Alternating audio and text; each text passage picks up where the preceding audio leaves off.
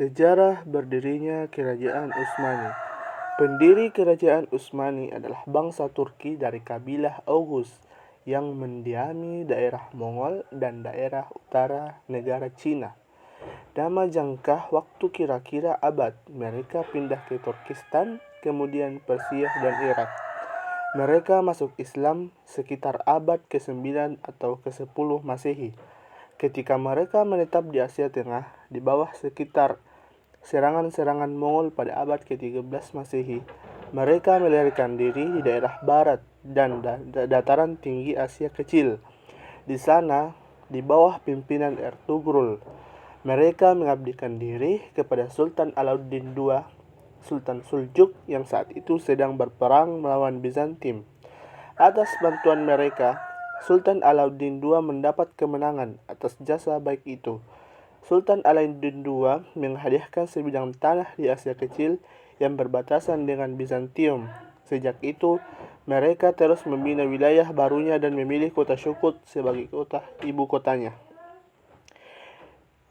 Pada saat itu, maka Utsmani bin Ertugrul memproklamasikan berdirinya sebuah dinasti Islam dan mengumumkan dirinya sebagai Padishah Al-Utsman yang artinya Raja Besar.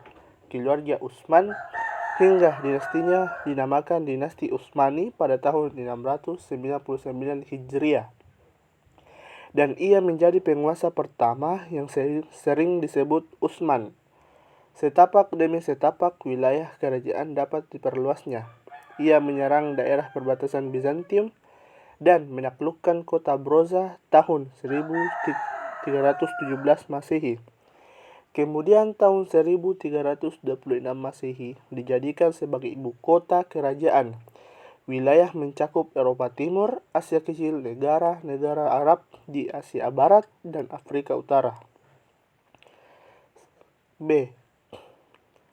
Kemajuan peradaban Kerajaan Turki Utsmani. Kekuatan militer Kerajaan Turki Utsmani menjadi kuat karena pada masa awal kerajaan diisi oleh orang-orang kuat. Selain itu pula, kekuatan militer pertama kali menjadi lebih diperhatikan ketika terjadi kontak senjata dengan Eropa. Sejarah berdirinya Kerajaan Safawi. Kerajaan Safawi berdiri saat Kerajaan Utsmani di Turki mencapai puncak kejayaannya. Kerajaan Safawi ini berasal dari gerakan tarekat dari Ardabil, sebuah kota di Azerbaijan, wilayah Rusia, yang berdiri hampir bersamaan dengan berdirinya Kerajaan Utsmani di Turki. Nama Safawiyah diambil dari nama pendirinya Safi al-Din.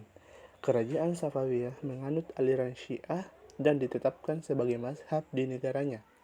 Safi al-Din keturunan dari Imam Syiah yang keenam Musa al-Kazim. Karena alim dan sifat zuhudnya, maka Safi al-Din diambil menantu oleh gurunya yang bernama Syekh Taqi al-Din Ibrahim Zahidi yang dikenal dengan julukan Zahid al-Gilani. Safi al-Din mendirikan tarekat Safawiyah setelah ia menggantikan guru dan sekaligus mertuanya yang wafat tahun 1301 Masehi. Pengikut tarekat ini sangat teguh memegang ajaran kemudian memerangi golongan yang mereka sebut ahli bid'ah. Tarekat yang pimpinan Safi al-Din ini semakin penting, terutama setelah ia mengubah bentuk tarekat itu dari pengajian tasawuf murni yang bersifat lokal menjadi gerakan keagamaan yang besar pengaruhnya di Persia, Syria, dan Anatolia. Di negeri-negeri luar Ardabil, Safi al-Din menempatkan seorang wakil yang memimpin murid-muridnya. Wakil itu bergelar khalifah. Dalam rentang waktu yang tak terlalu lama, murid-murid tarekat ini berubah menjadi tentara-tentara yang teratur, fanatik dalam kepercayaan mazhab Syiah dan menentang setiap orang yang tidak bermazhab Syiah. Gerakan Safawiyah melanjutkan bertambah luas dan berkembang sehingga pada mulanya gerakan keagamaannya saja berkembang dan bertambah menjadi gerakan politik. Kecenderungan memasuki dunia politik itu mendapat wujud konkretnya pada masa kepemimpinan Junaid. Dinasti Safawi memperluas geraknya dengan menambahkan kegiatan politik pada kegiatan keagamaan. Perluasan geraknya dengan menambahkan kegiatan politik pada kegiatan keagamaan. Perluasan kegiatan ini menimbulkan konflik antara Junaid dengan penguasa Karo Yonlu domba hitam.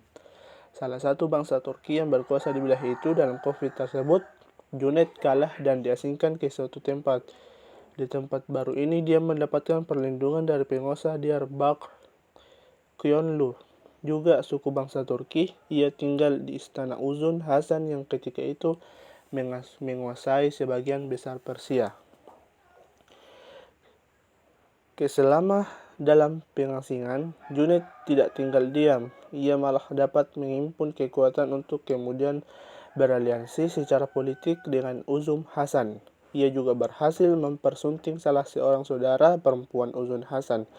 Pada tahun 1459 Masehi, ia mencoba merebut Ardabil tetapi gagal. Pada tahun 1460, ia mencoba merebut Sirkassia tetapi pasukan yang dipimpinnya dihadang oleh tentara Sirwan. Ia sendiri terbunuh dalam pertempuran tersebut. B. Kemajuan kerajaan Safawi. Yang pertama, bidang ekonomi.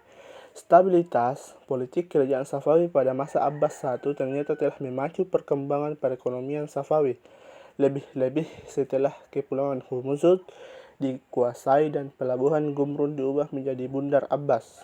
Dengan dikuasainya bandar ini, maka salah satu jalur dagang antara Laut Timur dan Barat yang bisa diperebut oleh Belanda, Inggris, Perancis dan sepenuhnya menjadi milik kerajaan Safawi. Kedua, bidang ilmu pengetahuan.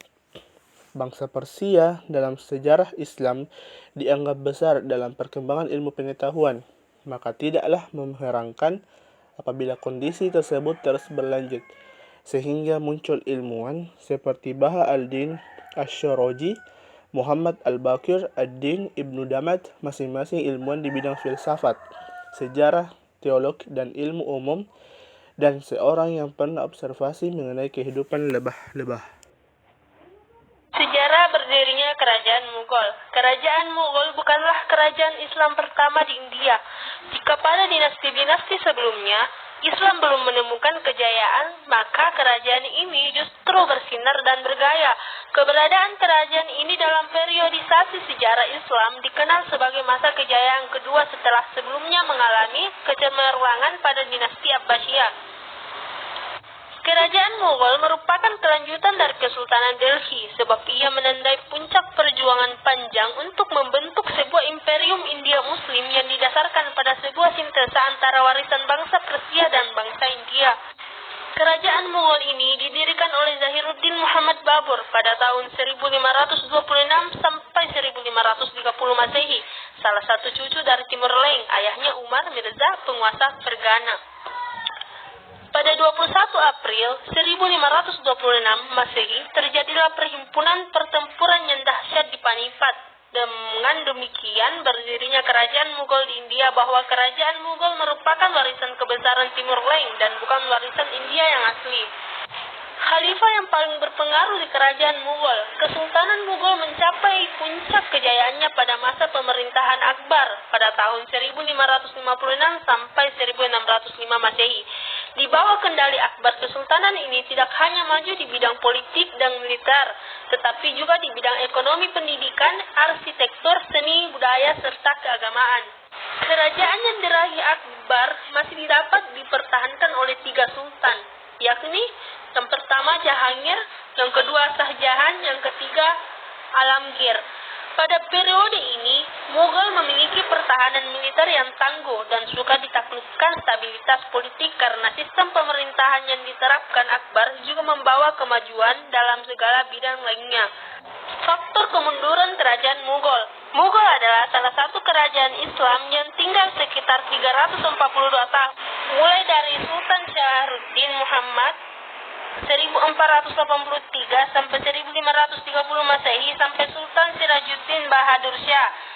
Ada 2 faktor penting yang menyebabkan kerajaan Mughal berpisah dan menghadapi kemunduran karena tidak ada sistem dan mekanisme sesuatu kekuasaan.